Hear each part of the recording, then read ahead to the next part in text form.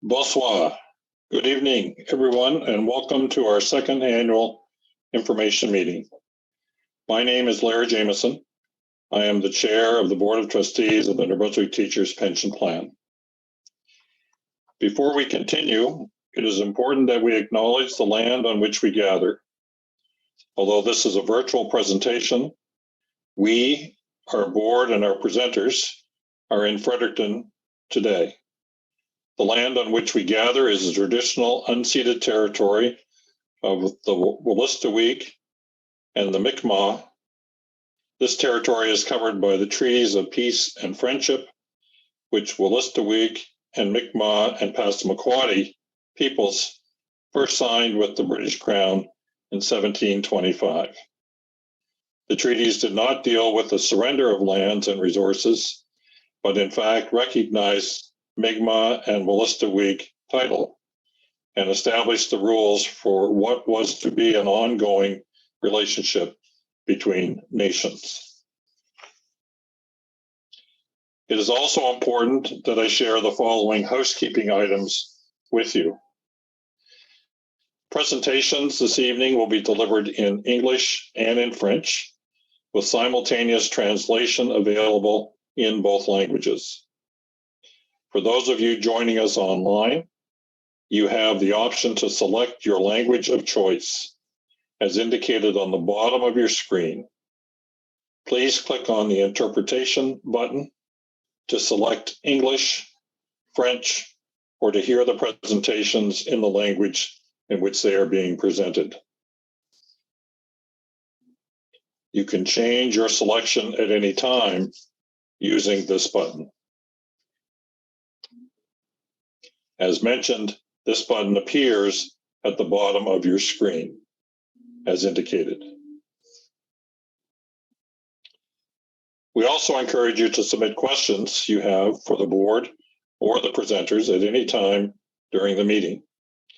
If joining us online, simply click the Submit a Question icon and type your question. We will answer as many as we can during the Q&A session. If you are joining us by telephone, please submit your questions by calling or emailing VESCOR after the meeting, and we will respond to you directly in the coming days. And finally, a recording of today's webcast will be available on the plan's website in the coming days. We thank you for joining us in this virtual format today. For some of you, this may be a new experience. For many of us, these virtual gatherings have become commonplace. An advantage of this format is that we can reach so many of you at once. We thank you for your support as we host this meeting virtually again this year. Joining me this evening are my fellow trustees and observers. At this time, there are 10 of us who have been appointed to the Board of Trustees of the New Brunswick Teachers Pension Plan, including Marcel Larocque. Newly retired, Marcel was most recently interim executive director of AEFNB. Jane Garbett, senior vice president of corporate operations and administration at New Brunswick-based Ocean Capital. Leonard Lee White, retired assistant deputy minister of finance and treasury board for the government of New Brunswick. Jennifer Morrison, currently the treasurer of the University of New Brunswick. Amy Murdoch, controller for the government of New Brunswick. Robert Fitzpatrick, retired teacher who also held roles as president and executive director of NBTF. And Renaud Thériault, retired teacher and former president and executive director of IEFNB. We also have two observers, Carrie Lupke, current executive director and chief spokesperson for the NBTF, and Michael Ketchum, recently retired from his role with Teacher Welfare Services with NBTA.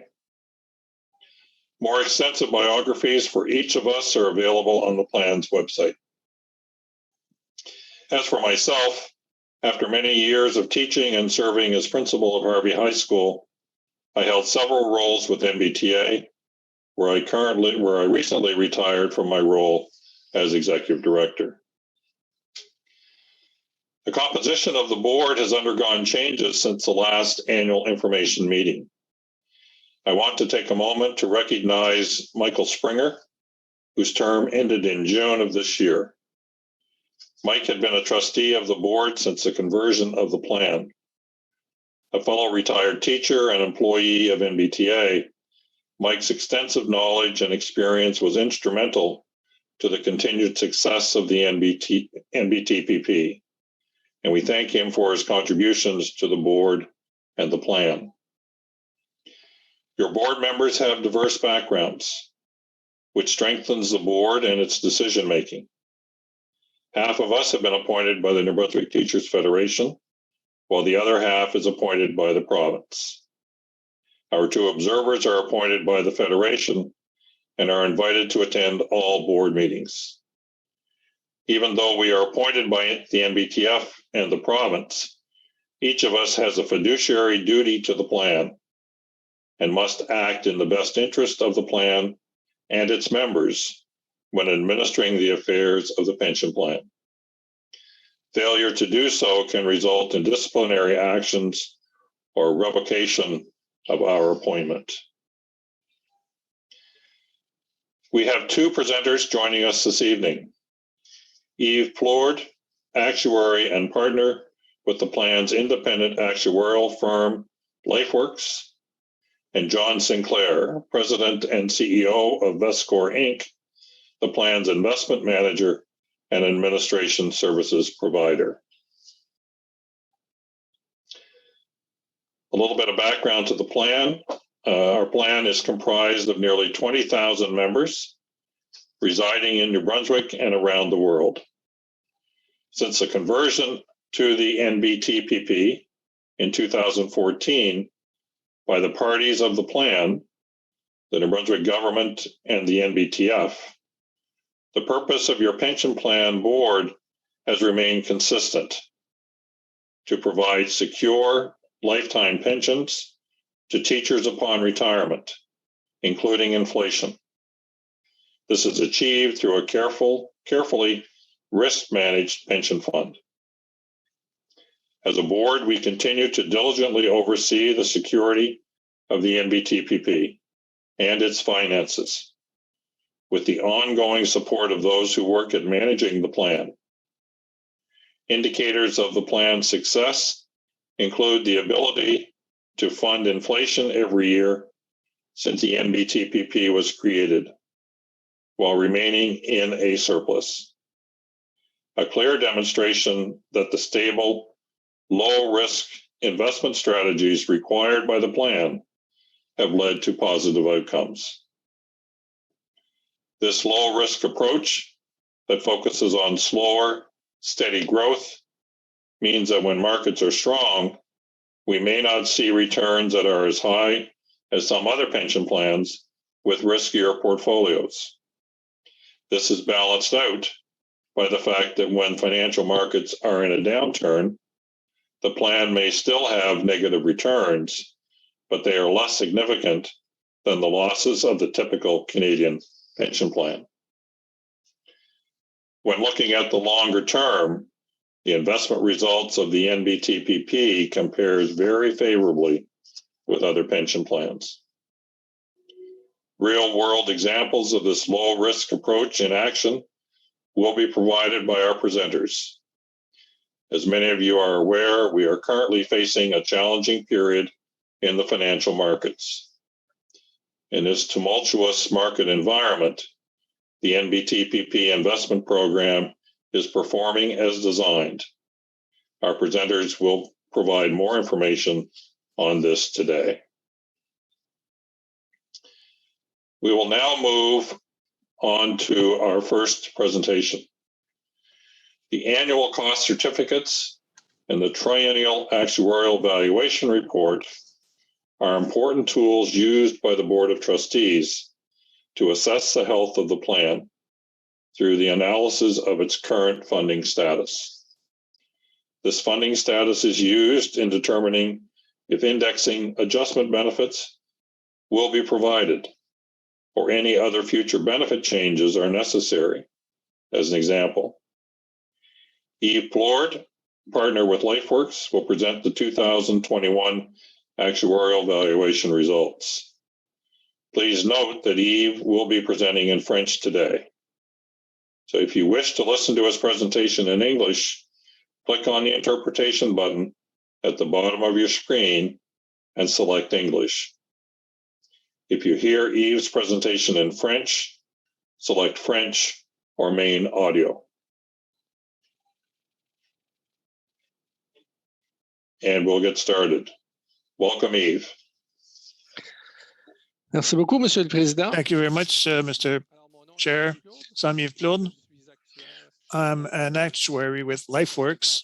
I'm pleased to be here tonight to walk you through a summary of the financial position of your plan that is in New Brunswick Teachers Pension Plan. I will start with a short summary of the membership in the plan and to give you a review of the evolution of the assets of the plan and its liabilities over the years. And I'm going to discuss the financial position not only as at December 31st, 2021, but through the recent past. And we'll show you how the plan of financial position was affected in 2020 at the beginning of COVID-19 pandemic. And I will also provide you with an update of the financial situation of the plan following the current 2022 market downturn. I'll then review the main triggers for action under the funding policy, whether the plan is in a deficit situation or in a surplus situation.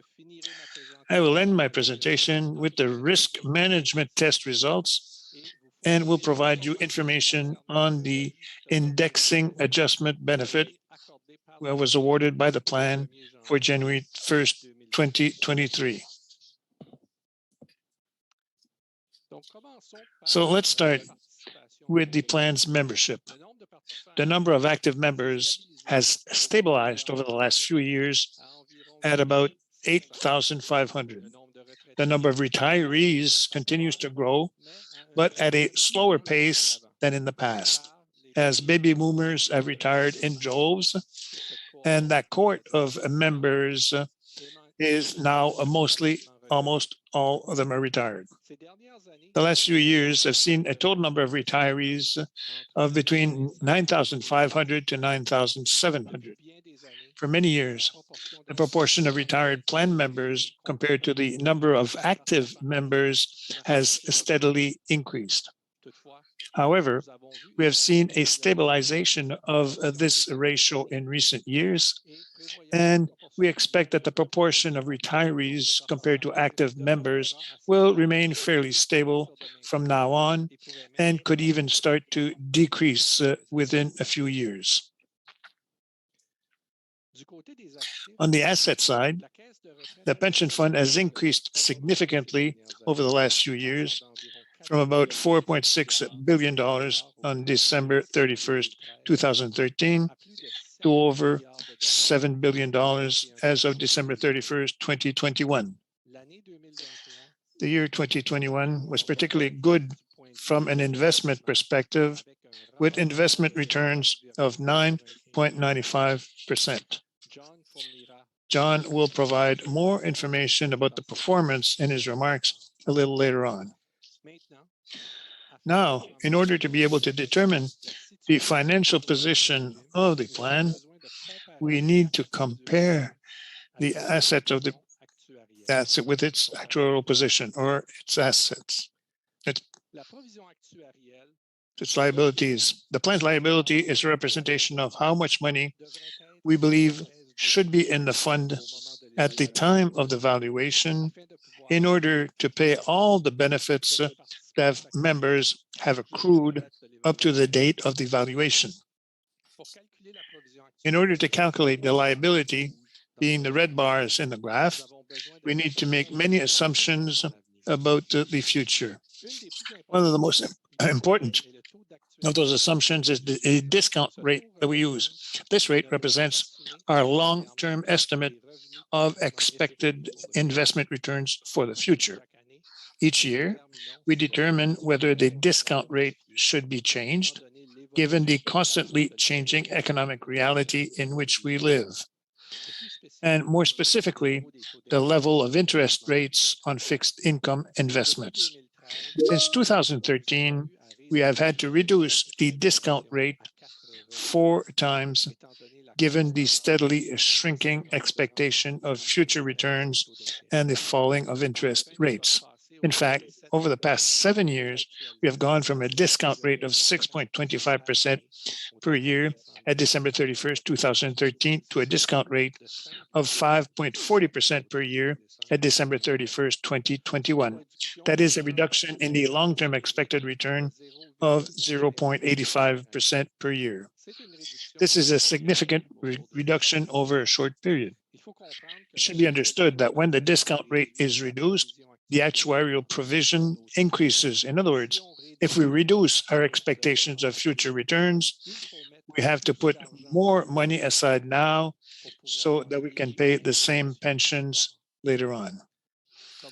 As you can see, the plan's liability went from about $4.6 billion in 2013 to over $6.25 billion at December 31st, 2021. If you pay attention to the size of the bars over time on this chart, you can notice that the assets in the plan increased faster than the plan liability over that year period, as both assets and liabilities were about equal in 2013, and that now we find ourselves with a surplus of just about $750 million. This impressive result given the continued reduction in the discount rate during this period. Another way to show the results is to calculate the funded ration for the plan, which is basically the assets of the plan divided by the liabilities. This division gives you the funded ratio for the plan. As you can see in this graph, this ratio has remained above 100% over the recent past, which means that we believe there is enough asset in the plan to provide for all the benefits payable for the lifetime of active members and retirees. The funded ratio has in fact increased from a level of 100.2% at December 31st, 2013 to 110.2% at December 31st, 2019, which is just before the start of the pandemic. This means that as time went by, your pension benefits have become more secure as we accumulate a bigger buffer above 100%. You could say that the plan has been getting ready over time to face whatever risks may lie ahead by accumulating a larger buffer over 100%. Which brings me to the COVID-19 pandemic, which started in 2020. As a result of the uncertainty created by the beginning of the pandemic in March 2020, the financial markets retreated in an unprecedented manner, hitting a low at about the end of March 2020, which reduced the funded ratio of the plan to about 100.9% at March 31st, 2020. However, the financial markets rebounded almost as quickly as they had come down. And by December 31st, 2020, the funded ratio was back to over 112%. However, we had to reduce the discount rate used in the calculation of the liability, which caused the liability to increase and therefore reducing the funding ratio to 106.5%, as shown in the graph, about the average funded ratio of the prior 6 years. Given the good investment performance of 2021, the funded ratio for the plan increased from 106.5% at December 31st, 2020 to 111.9% at December 31st, 2021. As time is going by, your pension benefits have become more secure, as the funded ratio accumulates a bigger buffer above 100%. Which brings me to the current year, 2022. So far, 2022 has been a very unsettled period for the financial markets. The pandemic is still causing major disruptions in some parts of the world, and we have also serious disruptions to global supply chains. Oil and energy prices in general remain at unusually high levels. And to complicate matters, there is an invasion of Ukraine by Russia. All of this is causing inflation levels that we have not seen in decades. And the uncertainty related to those events has led to investment returns for the first 6 months of the year 2022 that are actually negative at around minus 7.9%. As I mentioned before, the plan has been basically preparing itself over time to face this market downturn by accumulating a significant buffer over 100%. As a result of the negative investment return in 2022, this cushion above 100% has absorbed the impact of this market downturn. We estimate that the funded ratio of the plan has actually dropped to about 100.5% at June 30th, 2022. With inflation still at levels not seen in over 40 years, we may not yet be out of this volatility for some time. We, however, have good reason to believe that we have seen the end of the spike in inflation, and that with the actions of the Bank of Canada, along with the Federal Reserve in the US and other central banks around the world, inflation will start to reduce in the near future, which in turn will provide the financial markets with the ingredients that it needs to reverse course and to recover. For those reasons, I sincerely hope that the June 30th ratio represents a low point and that we will see improvements going forward. In any case, your plan is still in a fully funded position, even after this very significant pullback in the financial markets.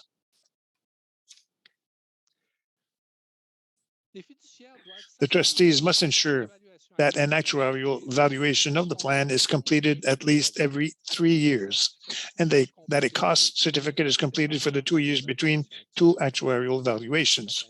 Each year, whether it is when an actuarial valuation is completed or a cost certificate is completed, the trustees must determine whether action is required following the results presented.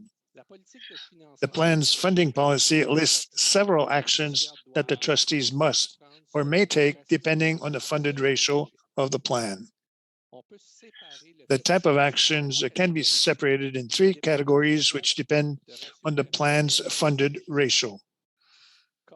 As you can see, the graph has 3 different colored sections. If the funded ratio is in the red section, the trustees will have to adopt changes to the plan that will bring the ratio back into the green section of the graph. When the plan's funded ratio is in the green section, no special action by the trustees is necessary since the plan behaves as expected. And finally, when the plan's funded ratio is in the blue-gray section on top, certain actions favorable to the members can be adopted by the trustees given the good financial status of the plan. As the graph shows, since 2013, the plan has always found itself in the green section of the graph, which shows that it is holding up as expected, even during the periods of extreme volatility that we are currently experiencing. You can also note at the right of the graph that we expect, in accordance with our projections over 20 years, that the plan's funded ratio will hit a level that will put it in the gray-blue section of the graph well before 2040. This projection reassures me that the design of the plan is such that chances of success in the future are on our side. The road ahead for the next 20 years will certainly hold many surprises, and 2022 is a perfect example. But we know that the plan is very resilient and the margins built within the plan to absorb such shock are working. Let's review in more detail the actions that must be taken by the trustees according to the three sections of the chart. The red section at the bottom represents the actions of the trustees if the plan's funded ratio were to fall below approximately 95% on average for 3 consecutive years. In this case, the trustees would first increase the contributions of the employer and active members up to a maximum of 3% of salary shared equally between the members and the employer. If this measure is not sufficient to bring the funded ratio above 100% over the next 15 years, future indexing adjustment benefits will have to be reduced or could be eliminated in extreme case of prolonged downturns in the financial markets. Ultimately, a reduction in base benefits is always possible, but as a last resort. An economic depression scenario similar to the Great Depression of the 1930s is the only scenario in the last 100 years that could have caused a reduction in the pensions payable from the plan. In fact, we estimate the probability of having to cut pension benefits over the next 20 years at 0.35%, so well below 1%. Now let's move on to the middle section colored in green, which represent a funded ratio between 95% and 115%. This is the situation we find ourselves in at the present time and the situation that has prevailed since 2013. In this situation, if there had been benefit reductions in the past, those reductions could have been restored. But since there were no reductions in benefits after the introduction of the new plan provisions on July 1st, 2014, no restoration has been necessary. Also, when we find ourselves in the green section, COLA can be granted automatically. So there's no action required by the trustees to change the benefits or the contributions. The plan is working as intended. At the top of the graph, we find the third section, the blue or gray section, which is reached when the funded ratio of the plan exceeds 115%. Above 115%, contribution reductions of up to 3% of salary shared equally between participants and the employer may be implemented. When the plan goes above 120%, the trustees will be able to propose changes to the plan's benefits according to the rules established in the funding policy. Additional risk management measures will also need to be adopted. Let's now briefly take a look at the risk management test. This test consists in calculating the probability that the base benefits under the plan will not be reduced over the next 20 years. This test is performed during the full actuarial valuation of the plan every 3 years. The last actuarial valuation of the plan was performed at August 31st, 2019, and at that time, the risk management test stood at 95.65%. That means that in 99.65% of the cases studied, the trustees do not have to reduce the base benefits of the plan over the next 20 years. This score exceeds the level of 97.5% found under the Pension Benefits Act. Since the plan meets this criteria, you can rest assured that your benefits are secure. I will now end my presentation by addressing the indexing adjustment benefit awarded by the plan for January 1st, 2023. Each year, as long as the plan maintains a funded ratio above approximately 90%, a COLA will be adjusted. The adjustment is based on the increase in the consumer price index, that is inflation, in Canada, as calculated by Statistics Canada and subject to a cap of 4.75%. The adjustment granted on January 1st, 2023 is based on the increase in the CPI at the year ending June 30, 2022. During this period, Statistics Canada calculated an average inflation of 5.56%. This inflation exceeds the cap of 4.75% found under the plan. It is the first time in over 30 years that average inflation exceeds the cap. Given that inflation exceeded the cap for this year, the cap will be used to calculate the COLA, or indexing adjustment benefits. Under the terms of the plan, active members will receive the full amount of the cap applied to their pension accrued in the plan, and retirees and survivors receive 75% of the cap. For active members, this represents a COLA of 4.75%, and retirees and survivors, a COLA of 3.56% is effective January 1st, 2023. Finally, I would like to reiterate that the plan will be able to continue to award cost of living adjustments in the future as long as the plan's funded ratio remains above approximately 90%. Even at the bottom of the financial market downturn at the end of March 2020, and during this current market downturn, the funded ratio remained above 100%. This shows you that the cost of living adjustments for the last few years were never really in jeopardy. I hope that you found the information provided interesting and useful, and that it provided you with better understanding of how resilient your plan is in the face of adversity. I thank you for your attention and will remain available for the question period. Thank you for your attention, Mr. Chair. You have the floor. Thank you, Yves. To echo Yves' presentation, we are pleased that the plan has been able to do what it was designed to do. It has continued to weather volatile markets during the pandemic and this current inflationary period. As noted by Yves, the funding policy of your plan permits an indexing adjustment benefit of 3.56% to be provided to retired and deferred members, and 4.75% to be provided to active members of the plan as of January 1, 2023. This is the maximum that can be provided based on the plan's cap for the governing documents of the plan, including the funding policy.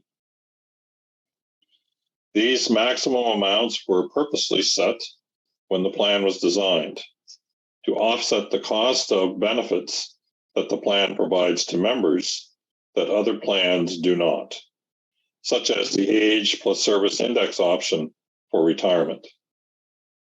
Placing this cap on the indexing adjustment benefit allowed the plan to provide these benefits without negatively impacting the plan's sustainability. As Yves noted, it is very important to remember that two factors determine if an indexing adjustment benefit can be awarded to members. One, the surplus available in the plan, and two, what portion of the surplus can be spent on an indexing adjustment while preserving the long-term sustainability of the plan for current and future members. This is defined in the plan's funding policy. It is a positive outcome to be able to award the maximum indexing benefit the plan allows during a period of historically high inflation while protecting the plan long-term. A summary of the indexing adjustment benefits provided to date is available on our website and will be further outlined in the pension plan's fall newsletter, which will be distributed in the next couple of weeks. There will be a question and answer session at the end, and there may be some questions around the indexing adjustment benefit. Joining us now is John Sinclair, President and CEO of Vescore, the plan's investment manager and administration services provider. John will provide us with a summary of the plan's 2021 results, and an update for 2022. Welcome, John. Thank you, Mr. Chairman, and good evening, Teachers Pension Plan members. It's my pleasure to provide you with an update on both the investment and administration activities that VESCOR performed on behalf of your plan in 2021, and to provide some additional context around Eve's comments with respect to what's happened so far in 2022. As you may know, VESCOR was created jointly by the Teachers Pension Plan and the Public Service Pension Plan in 2016. We have over 140 New Brunswick-based investment management and administration professionals based out of our office in Fredericton, and act as through our not-for-profit status in providing a great partnership in terms of providing both cost-effective investment management services and administration services that are specifically tailored to the needs of your pension plan. With respect to the size of the Teachers Pension Plan obligations with respect to VESCOR, it was mentioned earlier that just a little under 20,000 members are serviced by our plan out of the 106,000 members in total that VESCOR services across all of our various pension clients. But a larger percentage, almost a third of the assets under management are reflective of the Teachers Pension Plan assets, the total of a little under $7 billion as of the end of December 2021 versus the total $21 billion that VESCOR was managing on behalf of all of our pension clients. There's a tremendous amount of additional information available on VESCOR on our website, vescor.org. We take transparency very seriously, and we provide a number of governing documents that illustrate the activities that VESCOR performs on behalf of its clients and how it's governed. We have a detailed annual report that can be found on our website as well.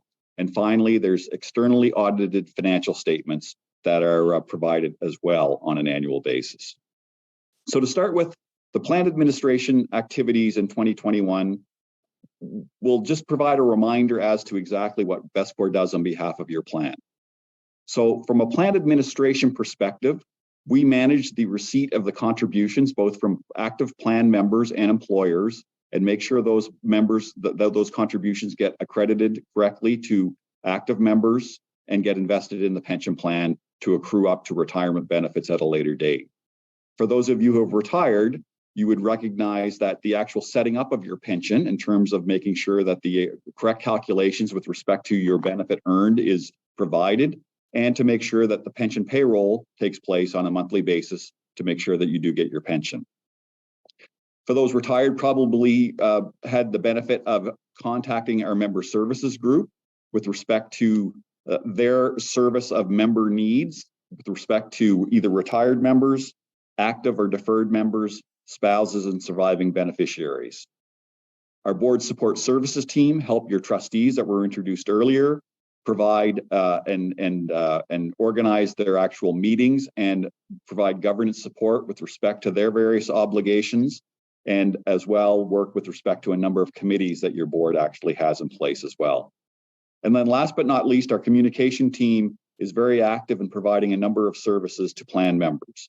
This annual information meeting tonight has been organized by our communications team in conjunction with your trustees, along with the annual report that is provided to, with respect to your pension plan, and our twice-a-year newsletters that are provided as well by our team.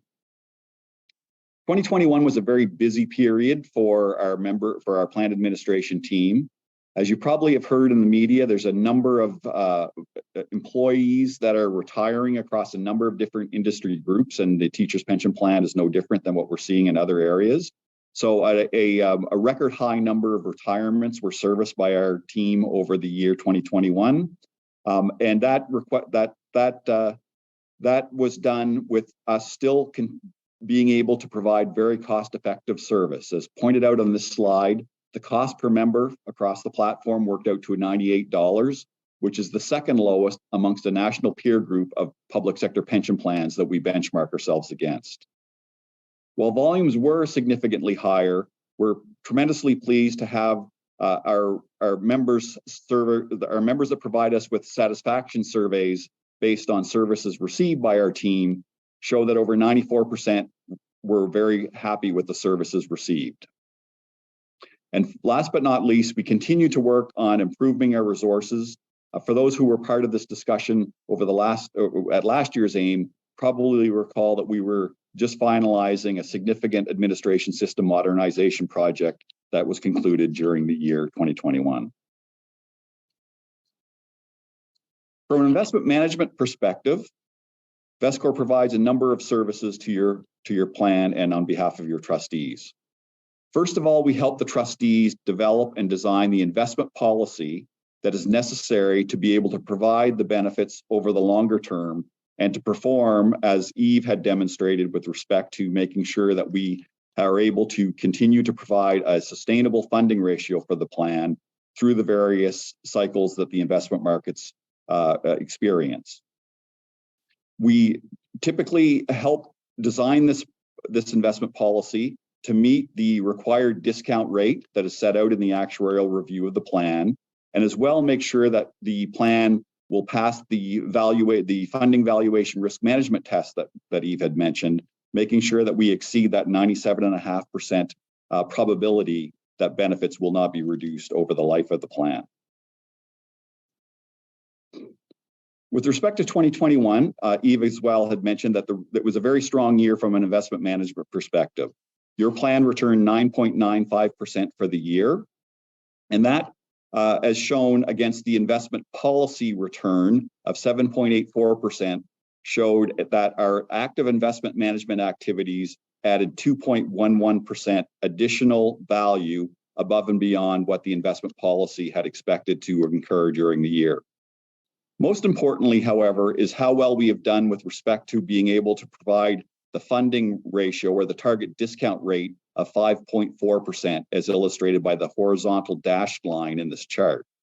You can see not only in 2021 with the one-year return did we exceed that, but more importantly, we've exceeded it over longer term time periods, be that 4 years since the conversion of the plan back in July of 2014, or even if we go way back to when the New Brunswick Investment Management Company, the predecessor investment manager for the plan, started the mandate back in 1996. Again, this illustrates the long-term return profile of the plans through a number of different investment cycles and occurrences, and being able to provide in excess of that 5.4%. I mentioned earlier, I just will step back for 1 second around the 2.11%, the value added that VESCOR's investment staff were able to add above and beyond the benchmarks of the plan. That represents approximately $140 million of extra return that was developed in the year in question. And the other point to note is that 2.11%, as you'll see in a future slide, was well in excess of the management expense ratio, or the investment costs of 0.14% that was incurred to manage your plan during the year. The next slide just echoes that very important point that the long-term total fund returns have continued to exceed that actuarial discount rate of 5.4%.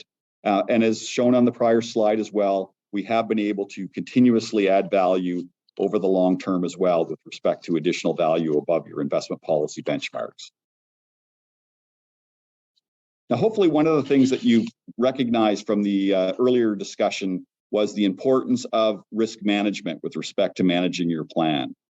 And from Larry had mentioned in the introduction that during periods of extremely strong financial markets, this plan would typically perform at a lower rate than what we would see in those environments. 2020 being a good example, where we saw after the COVID scare in the first quarter of the year, a tremendous increase in public equity markets based on particularly technology shares and high growth companies being very attractive, and our lower risk portfolio holding a relatively smaller amount of those and therefore performing slightly lower than what those typical plans that would have that risk incur.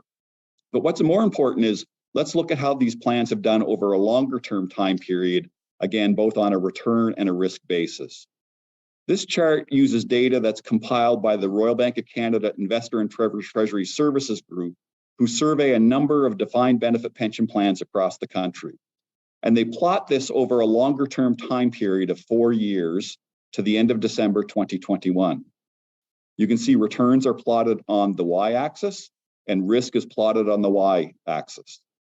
And the first thing we want to look for is to be able to validate that, in fact, we are lower risk than most defined benefit pension plans. And as you can see here by the arrow, the teacher's pension plan performed at a lower risk, being on the far left-hand side of this chart. There was only 3 other pension plans that had a lower risk than the teacher's pension plan over this 4-year period. The other interesting thing to point out here is that from a return perspective, the pension plan's done very well over the 4-year period. The crosshairs in this chart show where the median pension plan manager was, and that was around 7.72% per annum. And your pension plan over a 4-year period was 7.70% per annum. Therefore, showing that we were able to not only have the same return as a median defined benefit pension plan over a 4-year period based on this survey, but at a much lower risk, which again is extremely important with respect to the qualifications of the plan. The following slide just shows that on a little bit more quantitative basis. You can see here that that your pension plan had the return of 7.70%. Risk, as illustrated by the standard deviation of returns over that 4-year period, was 6.64%. Therefore, showing that your plan had a unit of return of over 1% for every unit of risk that was incurred. The survey universe that we looked at was 7.72%, as I had mentioned earlier, but with a much higher risk level of 8.72%, thereby having a return per unit of risk of less than 1%. That difference in terms of that calculation is very significant, and again, just goes to validate that the amount of risk taken in your plan is significantly lower. The other thing to keep in mind here is that these performance numbers that I've just shown over the last 2 slides are presented on what's called a gross return basis. That's before we adjust for any investment management fees. And if we do that adjustment, as I'll show you in the next chart, you'll see that the net performance, the performance after incurring fees, would even be better on a comparative basis for your pension plan. As a not-for-profit corporation, Vescor is able to provide a tremendous cost advantage to your plan. And as pointed out in your annual report, the investment management expense ratio for 2021 was 0.14% or 14 basis points. So I showed you in an earlier slide that your administration servicing costs were very cost effective versus a series of national peers. Now you can see on this chart, as pointed out in the middle, we're actually about 21 basis points per year lower than the median Canadian pension plans, the public sector pension plans that we compare ourselves against. 21 basis points or 0.21%. And if we use total external, if you use total external for-profit managers, we could estimate that we're probably about 0.54 basis points or about 0.5% more cost effective than using those external manager alternatives. That may sound like a small amount, 21 basis points or 54 basis points or significantly less than 1% per year. But over the long term of a pension life, against a significant amount of assets of almost $7 billion, you can see that difference works out to about $15 to up to $38 million a year just in lower fees that we're able to provide to the pension plan. So Vescor has been able to provide to you lower fees, and as shown here in the bottom, those fee savings represent up to almost 1,000 additional teachers' pensions that could be paid on an annual basis just from the cost savings. So there's that advantage. And then think back to the investment performance slide where we showed that we actually added $140 million in active returns. There's a tremendous amount of value that had been added by Vescor's activities over the year. To wrap up my section, Eve did a good job of explaining what's taken place from a funding ratio perspective in 2022 and had referenced the return to date to mid-year of 2022, June 30th was minus 7.9%. I think it's important though, and Larry had mentioned earlier in his opening remarks, the validation of the lower risk approach. And again, what we would expect this plan to perform like in a period of down market. And you can see here using that same pension survey group, the RBC Investor and Treasury Service median, the median defined benefit pension plan in Canada was down almost 15%. So while it's never good to be down in negative returns. It does happen when investing in financial markets. There are cycles, and certainly having a return that's almost half as good as what's been seen by other median pension plans does validate the performance of the plan. Over 4-year returns, again, the 4-year annualized return much stronger than the median pension plan. And then most importantly, over the longer term, so let's go back to the plan's conversion in 2014, you can see that your plan has performed at 6.14% per annum up until June of this year. And that's significantly higher than that median pension plan, which is again a good validation of the lower risk approach in down markets. But more importantly, the 6.14% is significantly higher, remember, than that discount rate of 5.4%, which is the rate that's most important with respect to the funding of your plan. So yes, while markets have been challenging year to date, your plan has done what we've expected in terms of mitigating that risk, and over the long term continues to perform at a rate well in excess of the discount rate required.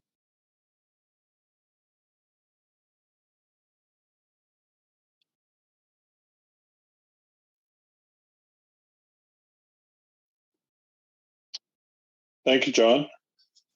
That completes our formal presentations for today.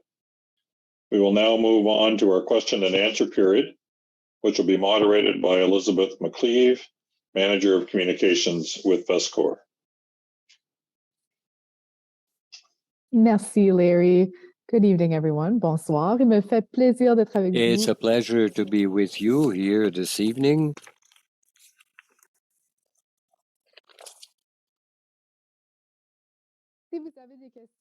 If you have questions for the trustees or the presenters who are with us this evening, please submit them in Ask a Question at the bottom of the screen. For those who are here by phone, we invite you to submit your questions by email or phone. If you have a specific question to your pension, we encourage you to call our members team for services between 8:15 and 4:30 at our number available on the screen or by email. And we received several questions that were already submitted, as well as those submitted ahead of time. We'll start with these questions, but as I mentioned, if you do have questions, don't hesitate to send them in during this period of question. All questions not answered this evening will be answered in coming days, and a summary of the question period will be available on the website of your plan. I'll start with the first question this evening. And the question is here. Where did the interpretation that it was 75% of our cap as opposed to 75% of the actual rate of inflation, 5.56? That is a significant loss to teachers given that other government Crown Court people are receiving 5.24%. As trustees, how did you come up with this interpretation? Thanks, Liz. This has been a topic of discussion around our trustee table for the last couple of months. Remember when the plan was reformed, 75% of cost of living was to be the IAB provided to retired and deferred members, while 100% was provided to active members. At the time of conversion, in fact, for the last 30 years, we've not been in a period of high inflation like we've been for the last year or so. So it wasn't a high priority item at the time. As we've dealt with this issue over the last couple of months, the trustees sought a legal opinion from the legal firm that did the work for the plan at conversion. And we asked the legal firm, as part of that opinion, to seek out the two actuaries that were employed during that time, one by government and one by NBTF, to include their view on what the 75% represented in terms of an interpretation. And that legal opinion told us that 75% of the cap would be consistent with 75% of the CPI, as was designed in the plan at the time of conversion.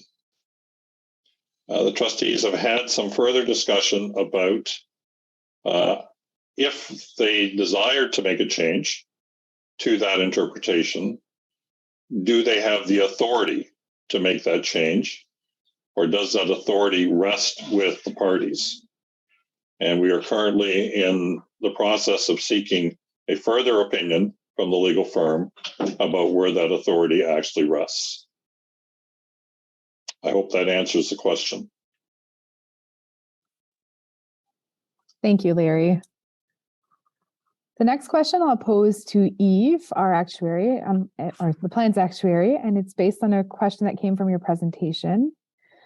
Does the government have to increase contributions by 3% if the plan is less than 95% funded as stated by the presenter? So just wanted to check that information with you. Thanks, Liz. So the contribution increase of 3% will be shared between the province and the members of the plan. So it's 1.5% on each side. And that happens when the funded position, as mentioned in the question, goes below 95%. So it's not just government, it is a combination of government and members equally at 1.5% each, so for a total of 3%.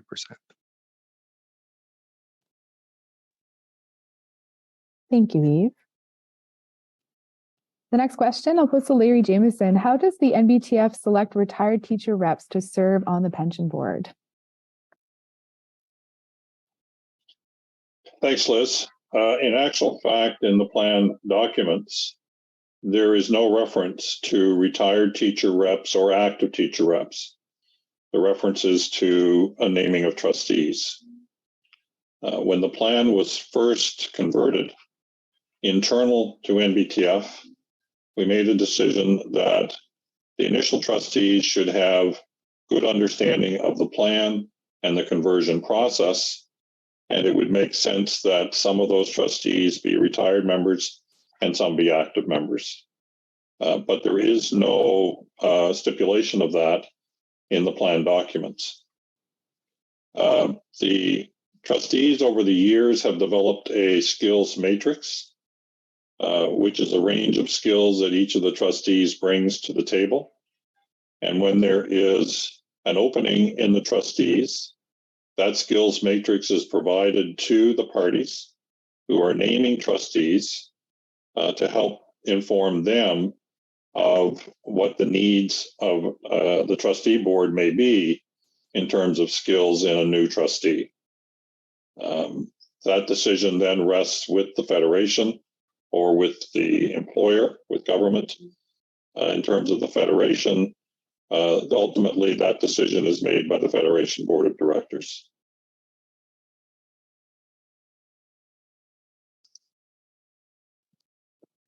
Thank you, Larry. Another question for you, actually. I believe this would be for you. If the index cap applies this year, will any underfunding of the indexing in the future be adjusted to make up for the difference?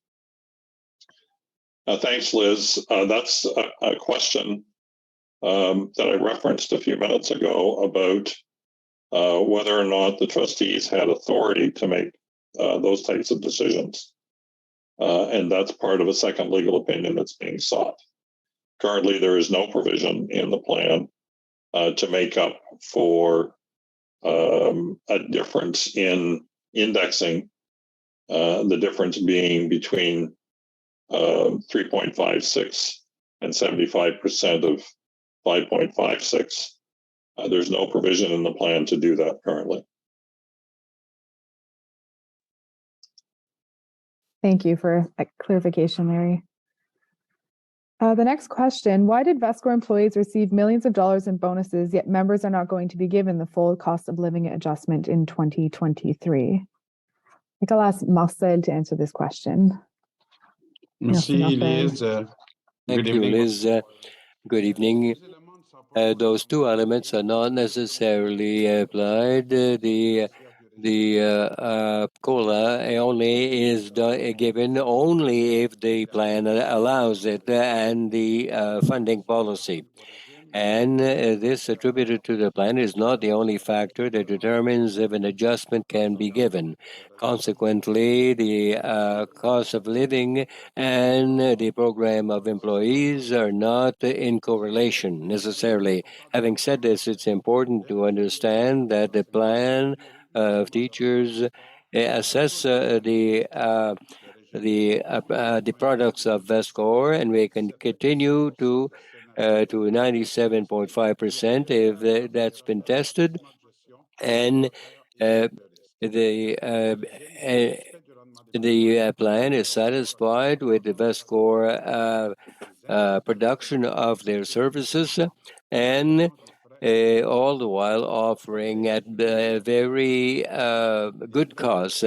And what the costs that they bill to us are less high than if we work with another provider of service, about 13, 14 basis point, compared to 45 to 60 that are billed by management firms that do manage plans. VESCOR has a professional staff that reviews constantly its payment scales, and there's a lot of details about that on its website annual report. Thank you. Merci beaucoup, Marcel. La prochaine question, et je vais la poser à Yves. Alors, Next question is for Yves. But why is the big recent drop? But why, with the big recent drop, is there such high hopes for the next decades? And that was referring to the slide where you spoke to the next 20 years. Yes, thanks for the question. Maybe one thing that I failed to mention in my presentation is that the downturn in the market right now is actually accompanied by an increase in interest rates. And so that bodes well for the future. As the markets go down, not only is it, I would say, not easier, but it is more likely in the future that we can get future excess return because we're starting from a low point. So after a recent drop, it is expected that the markets are moving through cycles and over time will recover. And at this point in time, with the raise in interest rates that we've seen in 2022, we can certainly expect in the future an increase in expected return. So that's one thing that bodes well for the future as interest rates are a little higher than they were a few years ago. The other item that allows us to be hopeful is that contributions being made by the plan currently by the province are higher than the members, and that will continue for another few years. But when you combine the contributions made by members and the province on an annual basis to the plan, those are higher than the simple cost of the accruing benefits. So it does help. There's extra contributions coming in to help secure the benefits in the plan and making sure that over the long term, we can expect an increasing funded ratio. So that accompanied as well with the investment structure, the investment policy followed by VESCOR, which is lower risk than other plans. The fact that VESCOR was able to show over time that they can exceed their benchmark and also is low cost is also items that allow us to be hopeful for the future. So all that put together, when you start adding all these little things one after the other, makes us hopeful for the future and results in projections over the next 20 years like I have presented that will put the plan, in our opinion, in the blue-gray section of the graph that I had presented, which is a funded ratio above 115%. Thank you, Yves. Our next question, would it be possible to provide a detailed list of investments confidentially to all plan members? I'll ask this question to John Sinclair, please. Thank you, Liz, and thank you for the question. Yes, we actually do publish on an annual basis a listing of all of the public securities that VESCOR owns as of December 31st. You would find that on our website, vescor.org. under our annual report section. There's a separate publication there. We do provide that, as I say, on an annual basis. VESCOR does as well invest in private securities, and we don't include those in our listing because of the very nature of the private investment. We need to keep the values private so as not to disadvantage ourselves when looking to have those companies raise additional money, or when we might be looking to do a transaction there. We don't want to necessarily disclose those values. But check our website, and if there's any other questions with respect to that, feel free to reach out to our vescor.org info email address, and we can follow up at that time. Thank you. Thank you very much, John. Nous allons maintenant conclure notre période de questions.